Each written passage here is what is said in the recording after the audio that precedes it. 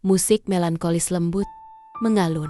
Bayangkan seorang pemuda tajir melintir. Anak sultan pemilik jaringan showroom mobil mewah terbesar, Satya Tenggara, rela turun ke jalan, berpakaian kumal, dan menyamar jadi gembel. Semua demi menguji ketulusan cinta dan kesetiaan orang-orang di sekitarnya.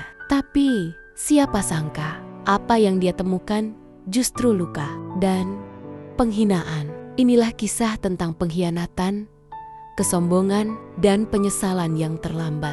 Visual rumah mewah, mobil sport, pelayan, dan kehidupan serba glamor. Arya bergumam sendiri. Apa semua orang di sekitarku tulus? Atau hanya mencintaiku karena uangku? Termasuk Sarah, pacarku. Visual Arya termenung di balkon rumah, menatap langit malam. Sarah, pacar Arya, memang cantik dan anggun, tapi sikapnya berubah. Kini lebih matre, cuek, dan suka memamerkan kemewahan. Arya mulai merasa ada yang salah. Arya berdialog dengan Pak Hendra. Ayah, aku ingin tahu siapa yang benar-benar mencintaiku. Aku ingin menyamar. Kau serius? Ini gila, Arya. Tapi kalau itu keputusanmu, ayah dukung. Tapi kamu harus siap mental, ucap ayah Arya. Dan dimulailah petualangan Arya dari anak sultan menjadi gembel. Visual Arya potong rambut, kumal, pakaian lusuh, tinggal di kontrakan kecil.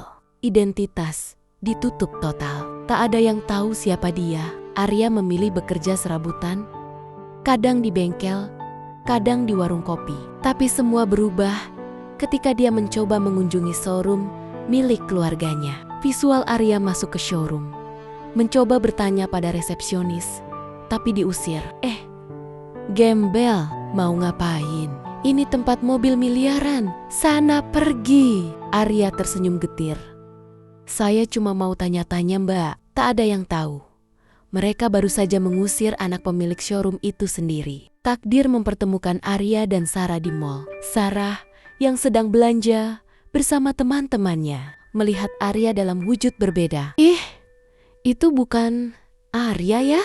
Nggak mungkin. Masa Arya jadi gembel gitu? Jijik banget, ungkap Sarah dengan wajah sinis. Mana mungkin, Arya kan tajir. Ini pasti orang gila, ujar teman-teman Sarah. Arya hanya menunduk. Luka di hatinya semakin dalam. Sebulan kemudian, Sarah mulai dekat dengan pria lain yang juga tajir. Teman bisnis Pak Hendra. Arya yang masih menyamar nekat datang ke rumah Sarah, mengaku ingin melamar kerja sebagai pembantu. Kamu ini siapa? Kotor banget. Mau kerja di sini? Astaga, ucap ibunya Sarah dengan sinis. Ibu, usir aja deh. Males lihat mukanya, ucap Sarah. Arya menunduk dan menjawab baik. Bu, maaf kalau saya mengganggu. Luka makin dalam, tapi Arya belum berhenti. Dia ingin tahu sampai mana kemunafikan orang-orang ini. Tanpa sepengetahuan siapapun, forum Arya hampir bangkrut karena ulah manajer serakah. Arya yang diam-diam memantau akhirnya bertindak. Arya menghubungi pengacara, mentransfer dana, menyingkirkan manajer korup. Siapa orang ini? Kok bisa menyelamatkan showroom? Ucap salah satu karyawan showroom. Kenalin, ini Arya, pemilik tempat ini, anak Pak Hendra, ucap seorang pengacara dengan tegas, dan semua terkejut. Sarah dan ibunya datang ke showroom untuk membeli mobil. Kaget melihat Arya berdiri gagah dengan jas mahal.